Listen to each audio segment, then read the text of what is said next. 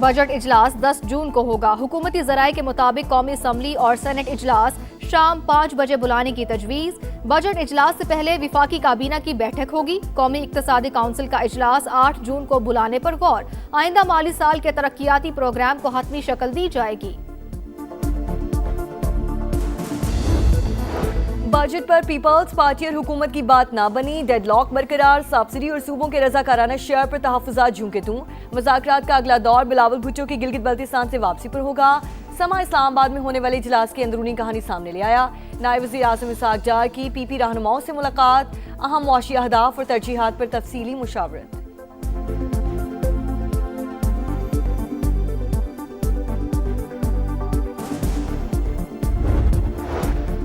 अमरीका और ईरान के दरमियान मुआहिदा आखिरी मराहिल में। तेहरान के मुंजमद फंड्स का मामला हल होना बाकी है। अरब मीडिया का दावा, ट्रंप ने सालिसों को अपने तहफ़्फ़ुज़ात से आगाह कर दिया। अमरीकी टीवी CNN के मुताबिक अमरीकी सदर ट्रंप ईरान को बराह रास्त फंड्स फराहम करने के हक में नहीं। वो किसी ऐसे मुआहिदे पर दस्तखत नहीं करेंगे। ईरान के खिलाफ जंग का इरादा नहीं, सदर ट्रंप ने अपने मुशीरों को बता दिया।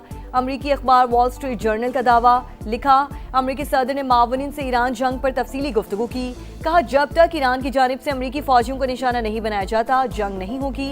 ट्रंप की हिचकिचाहट से लगता है कि वो बड़े तनाज़े से बचना और महदूद नौयत के ऑपरेशंस पर इक्तफा करना चाहते हैं। कशीदगी को सिफारती ज़राए से हल करने को तरजीह दी जा रही है।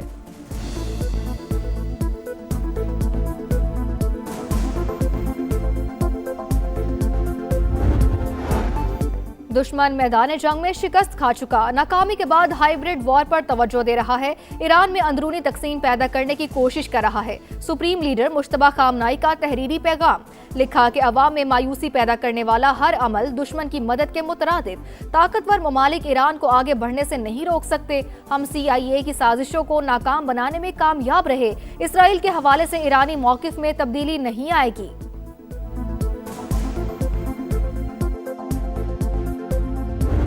इसराइल और लिबनान में जंग बंदी पर इत्तेफाक, मुश्तरका एलामिया जारी। फरीकैन 22 जून को दोबारा मेज़ पर बैठेंगे।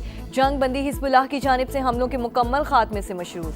सीज़ फायर के बावजूद जारी इसराइल का जनूबी लिबनान में रॉकेट हमला। अक़वाम मुत्तहिदा अमन मिशन का एक एहलकार जख्मी, 2 जख्मी हो गए।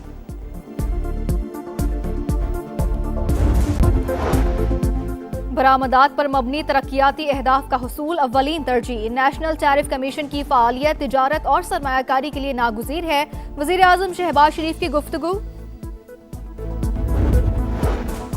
नूर मुकद्दम कत्ल केस में मुजरिम ज़ाहिर जाफर की नज़रसानी दरख्वास्त भी मुस्तरद। सुप्रीम कोर्ट ने मुजरिम की सजाए मौत बरकरार रखी। समुंदर किनारे प्यासा कराची, लियारी, कुरंगी, मलीर, पाकिस्तान चौक समेत मुतादिद मकामात पर पानी की किल्लत। शहरी बूंद बूंद को तरसने लगे। और पाकिस्तान और ऑस्ट्रेलिया के दरमियान वनडे सीरीज का फाइनल मार्का। कैंगरूज की टॉस जीतकर बैटिंग। शाहीन आफरीदी कहते हैं कोशिश करेंगे मुखालिफ टीम को कम से कम स्कोर पर रोकें। लाहौर में बादल बरस पड़े, मुख्तलिफ इलाकों में तेज बारिश और आंधी। और गिलगित बल्तिस्तान का इंतखाबी मैदान सजने में 3 रोज बाकी। सियासी जमातों की सरगर्मियां उरूज पर, कॉर्नर मीटिंग्स और रैलियां। इस्तेहकाम पाकिस्तान पार्टी की जगलोट से रैली की तैयारियां मुकम्मल। शुरका गिलगित सिटी तक जाएंगे। गिलगित बल्तिस्तान के इंतखाबी मैदान में कौन आगे कौन पीछे, किस उम्मीदवार के हक में बन रही है फिजा, कहां बदल रहा है सियासी रुख। गिलगित से गांचे, स्कर्दू से द्यामर तक रिपोर्टर्स के हाल के साथ एक एक शहर का हाल। GB इलेक्शन की ताज़ा तरीन सूरत हाल से आगाह रखेंगे। पहला वोट कास्ट होने से आखिरी नतीजे तक सब कुछ बताएंगे, क्योंकि ये है समा, इलेक्शन का समा।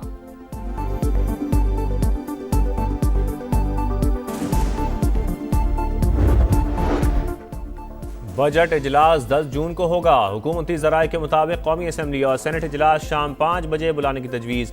बजट इजलास से पहले वफाकी काबीना की बैठक होगी। कौमी इक्तसादी काउंसिल का इजलास 8 जून को बुलाने पर गौर। आइंदा माली साल के तरक्याती प्रोग्राम को हतमी शक्ल दी जाएगी। वफाकी बजट में सिंध के लिए 4 बड़े तरक्याती मनसूबे शामिल किए जाने का इम्कान। 11 जारी मनसूबे भी नए बजट का हिस्सा होंगे।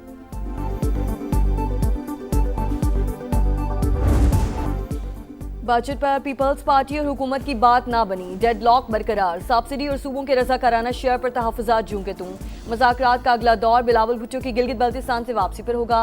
समा इस्लामाबाद में होने वाले इजलास की अंदरूनी कहानी सामने ले आया।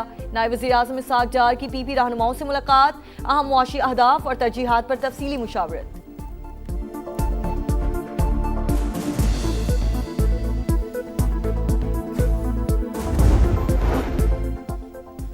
वफाकी वज़ीर दाखिला मोहसिन नकवी से सिंध के सीनियर वज़ीर शर्जील मेमन की मुलाकात, बैरून सूबाई ताउन, मनशियात के खात्मे समेत अहम उमूर पर तबादला ख्याल। शर्जील मेमन ने कहा, वफाक और सूबों में मौसर राबता चैलेंजेस से निमटने का बेहतरीन जरिया, कौमी मफाद में तमाम इदारों और हुकूमतों को मिलकर काम करना चाहिए। मोहसिन नकवी की अमन व अमान के क़याम और मनशियात की रोकथाम में हर मुमकिन ताउन की यकीन दहानी।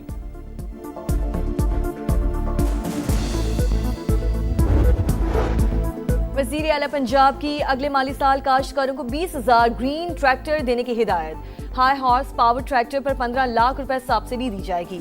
मरियम नवाज कहती हैं, जदीद तरीन ज़रूरी मशीनरी का इस्तेमाल काश्तकार के लिए नागुज़ीर हो चुका। किसान भाइयों को जिद्दत की राह पर गामज़न करना मेरा आज़म है।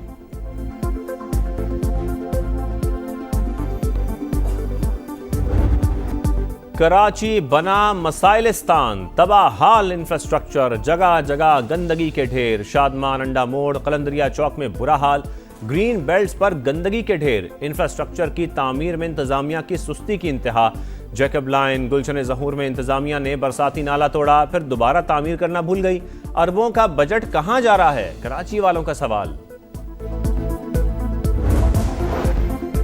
लाहौर में घरेलू मुलाजमा से मुबैना इज्तिमाई ज़्यादती और इसकाते हमल के बाद हलाकत का केस हाई प्रोफाइल करार। लड़की का दूसरा वीडियो बयान भी मंजर आम पर आ गया। बयान में कहा, मेरे साथ जो कुछ किया ड्राइवर ने किया, मालिकान मुलवस नहीं। मालिकान ने नाम ना लेने के लिए बेटी पर दबाव डाला, वालिद का इल्जाम। असर नौ तफ्तीश का मुतालबा। कोकेन कोइन के सहूलतकारों का अदालत से रुजू, अनमोल पिंकी से कोई ताल्लुक नहीं, बेगुनाह हैं, मुकदमे से नाम खारिज किए जाएं। सुहेल उर रहमान और जीशान की दरख्वास्त।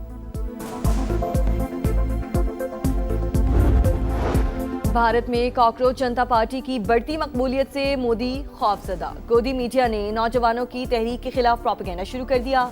अल जजीरा के मुताबिक कॉकरोच जनता पार्टी ने अपने मंशूर में मुख्तलिफ इदारों और मीडिया को भी निशाना बनाया। तहरीक के बानी का कहना है कि मीडिया दहशतगर्दी कहता है रहेगा तो फिर उनसे बात करने का कोई फायदा नहीं।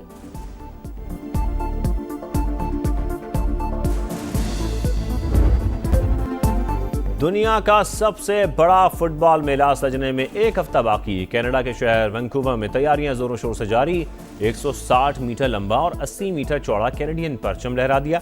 मराकश की टीम के न्यू जर्सी में डेरे। लियोनेल मेसी ने भी ट्रेनिंग का आगाज कर दिया। FIFA world cup star footballer के करियर का आखिरी इवेंट होगा।